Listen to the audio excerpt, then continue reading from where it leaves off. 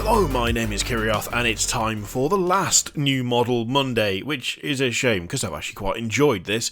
There's going to be no Monday Ramble today because, well, you can probably hear why that's the case, but we are going to take a look at the new model for today, because we've managed to cover all of the others, some really cool ones, to be honest. There's been some nice reveals, including Be'lakor, which is, one of the best.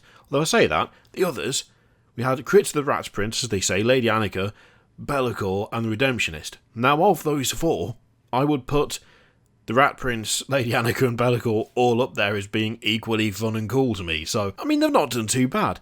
But this is something a little bit different. So, this is a new Adepta Sororitas model / unit. So, this is the Dogmata, and I feel like so far the new model Mondays have been pretty positive. This one I'm not 100% convinced of, to be totally honest with you. There's just some weird stuff going on with this model that I'm really not sure about. Now, the overall idea of it, I really like. So let's just get what this is before we examine the model in detail. So, essentially, a Dogmata is like a chaplain. So if she wants to send someone to be a repentier, then she can do that. If she wants to stick her sister in a mortifier, she can do that as well. So she leads fellow sororitas in war hymns, but she can also say, you take your armour off, pick up an eviscerator, let's go. Okay, cool, fine. I like the idea of a chaplain equivalent for the Sisters of Battle. That's a nice touch. It's very in keeping for them. It's quite flavourful. But the actual model, there are elements I like, and then there are things I'm really not sure about at all. I will say the weapon I quite like. It's quite over stylized, but it looks heavy and brutal, and like if you got hit with that, it would really do you some hefty damage.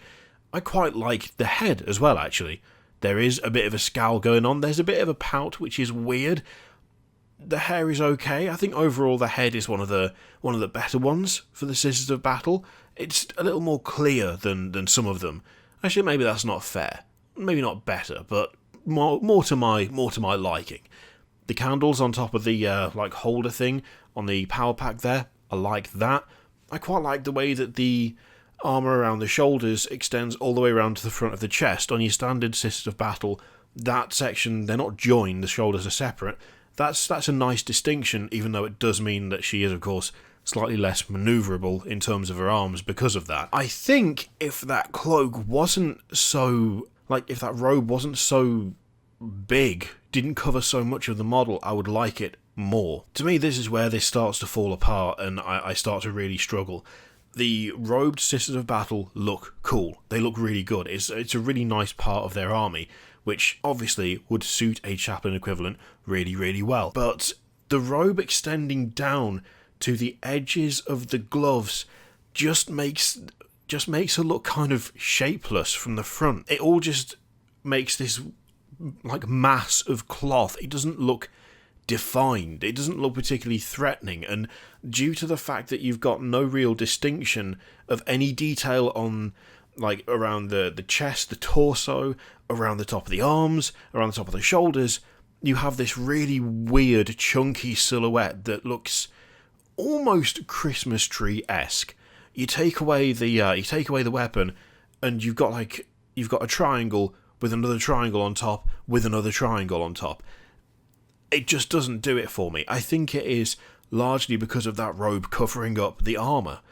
It just makes it a bit too plain. It takes away a lot of the detail and a lot of the definition. And I will say as well that the combination of that robe and that kind of that section of armour where the shoulders are also part of the gorget almost, all just combines to make it look like she wouldn't be able to wield that weapon in the first place. In terms of silhouettes, this is not great. It's disappointing, in fact, because I would argue that a lot of the other Sisters of Battle kind of HQs, they look pretty decent. The Palatine, that's a decent looking model. There's a nice silhouette to it. There's a good pose to it, the running pose. The different canoness that you can get, there's the one out of the Sisters of Battle box, and then there's the one that you can buy separately at the moment. Both of those have decent poses that, speak to authority but actually still have a bit of definition and look that little bit more, I don't know, detailed. This just doesn't work for me, and it might just be the paint job, and I hope it is just the paint job, but one of those hands just does not look right. I'm hoping it's because there's a lot of definition has been put onto the fingers of the right hand? Yeah, the right hand. But, no, left hand, what am I talking about? Screen right, left hand, you know what I mean? You can easily tell which one I'm talking about because it looks like the fingers are long and spindly, like super stretched out.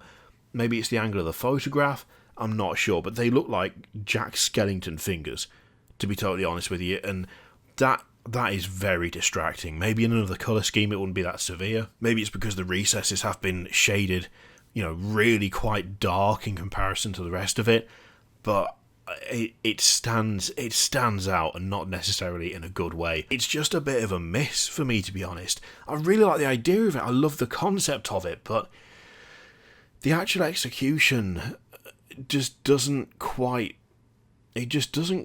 work for me. I mean, it's got some very no one expects the Spanish Inquisition vibes, which if you're looking for that, then that's fine. But I feel like the Canoness just has a similar approach, but just looks that much better. And just so you can see what I mean here, so that you can tell, there's a similar setup in terms of like the robes, but the Canoness is done just better. The robes cover the shoulders but don't completely drape all the way down the front of the model, hiding a lot of like the kind of the chest and midriff area.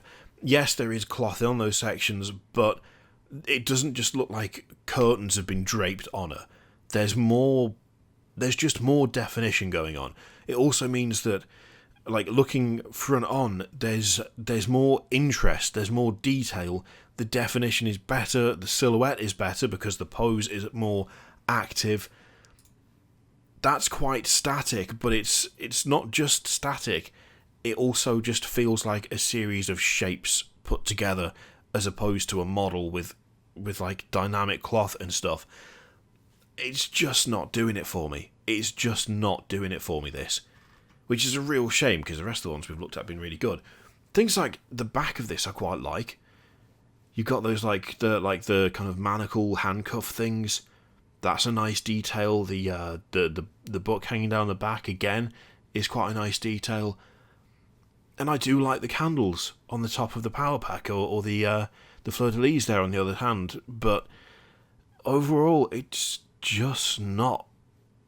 It just doesn't look right to me. And I will say as well, I do not like that helmet at all. I don't like that at all. Which is a pity, because generally speaking, I've really liked the things they've shown off on New Model Monday, and I'm sure there'll be many of you who do really like this, and that is, of course, absolutely okay. It's all subjective. It's just, it's models. It's all down to personal taste and subjective opinion, but I have to admit, this one's really not doing it for me all that much, which is a pity, because there are bits that I like. If there wasn't that big drape of cloth right across the front of this model, I think I would like it way more. I'm pretty sure that would in fact fix it for me. Genuinely, something that simple might fix it. As it is though, it just doesn't have what I want from this sort of thing. Anyway, let me know what you think in the comments down below. Like it, don't like it, like the idea but not a fan of the execution. And in fact, do you also think that the weapon is the best part of this because of how beefy and meaty it looks? Let me know what you think in the comments down below. In the meantime, feel free to click all the things, Patreon, video, subscribe, all that stuff. Click it if you like, don't click it if you don't want to. And as always, there's an affiliate link in the description for Element Games which you can use to support the channel if you would like. I leave it in your capable hands. Thank you very much for watching. I'll see you next time.